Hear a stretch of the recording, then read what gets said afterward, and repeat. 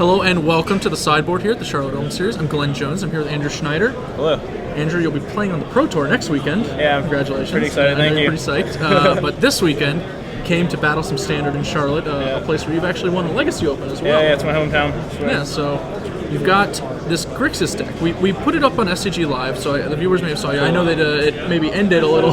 Yeah, it was a little rough. It was a little rough. With Death by Duskmantle Seer, but.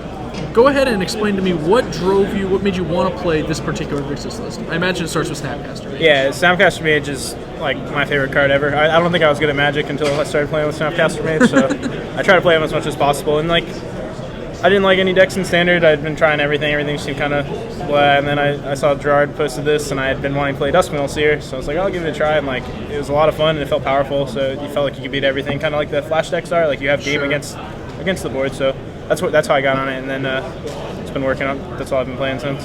Gerard Fabiano played a Grixis deck at the WMCQs in DC. That deck was obviously before Dragon's Maze. I actually tried that deck out myself at FNM, for my last hurrah with Just Gate Crashing. It was very fun. It felt very powerful when you stuck a turn 4 Duskmantle. Right. And, and the Cavern on Wizard, the whole deck's Augur Snaps.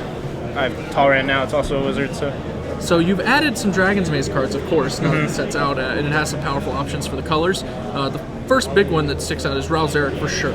Yeah. How is Ralzeric played? He's awesome. Like, blue and red's my favorite colors to play in Legacy, and like, he's got Lightning Bolt stapled on him there's two of them on there. So he's been really good. Like, this sweet interactions with like, he's kind of like the turn 4 threat. Like, there's 6 of them, so you can wait till like turn 6 and you play him into a clear board, use some removal and stuff, untap your land, get to sit on the Dissipate, and then he just takes the game over, picking off what you want, resetting yours at Staticasters out of the board, which I just played Aristocrats and just did some work on 2 cards. Didn't think about that one. Yeah, resetting yours at Staticasters is pretty nice. Worked the board, yeah.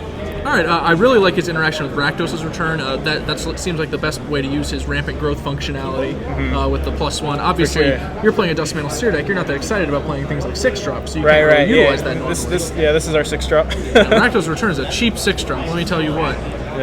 Moving on to the removal, you've obviously got a smattering of it.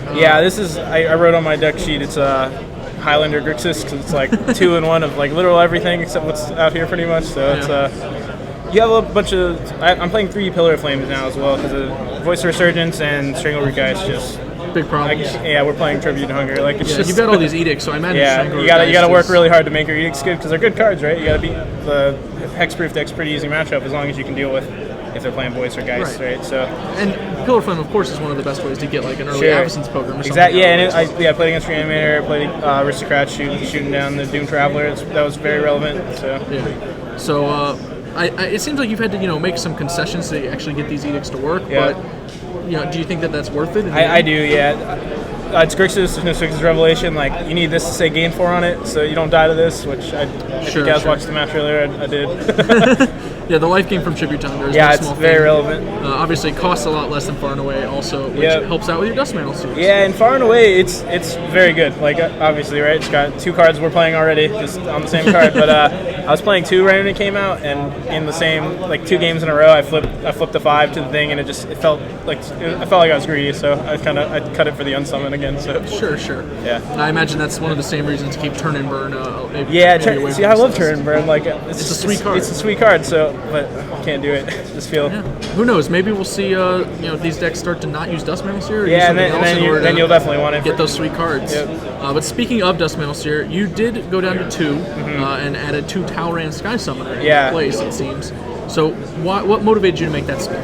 Duskmantle's awesome. I love him. I bought a billion after I played with it the first time. So it's like $3. This thing's going up for sure, And, but you get to 4 life against Blitz. You get to 4 life against any red deck, and like I killed a guy with an Augur Bolus the other day for like 8 or 12 attacks. Right? It was just like awful. I couldn't play this guy. That was in my hand. I would die. I was at 3 life. So Tolerant is actually awesome against Shun. It's awesome against any ground deck. It's very good, and I love Tolerant too. So it's easy fit in. I have a soft spot. I started off not liking him. Yeah, but I've turned around. I've become a fan. So you get to, when you're at 3 life, you can play a 4-drop that actually wins the game. So it's. You got to do it. And in this deck, obviously, you've got enough spells. You got Snapcaster Mage doubling. You got maybe Augur. obviously you can get enough instant sorceries to start assembling For sure. critical massive drakes. But I'd say like two or three drakes is probably all you really need. Yeah, to kill most I had a people. feature match earlier, and I had I think like 7 drakes in play, and it was just jumping the Thragtusk and hitting them with. 7's a lot of drakes. It's doing work. All right, so let's go back to your matchups. Which ones are you specifically here to beat? Who do you think you're going to crush, and who are you a little scared of? That's the thing. Like, I'm not that afraid of anyone. Like, I added the Pillar of Flames to help with the matchups I was afraid of, like those cards. But I don't know. It's just pretty okay against everybody. I feel like you're just trying to like you're floating in the play middle. Good games of Magic against everybody. Yep. I mean, gotta be a little afraid of Dustmails here at least. They should be afraid of Dustmails here. Yeah. All right. Well, thank you for joining me, Andrew. Good luck in the rest of the tournament. Thanks.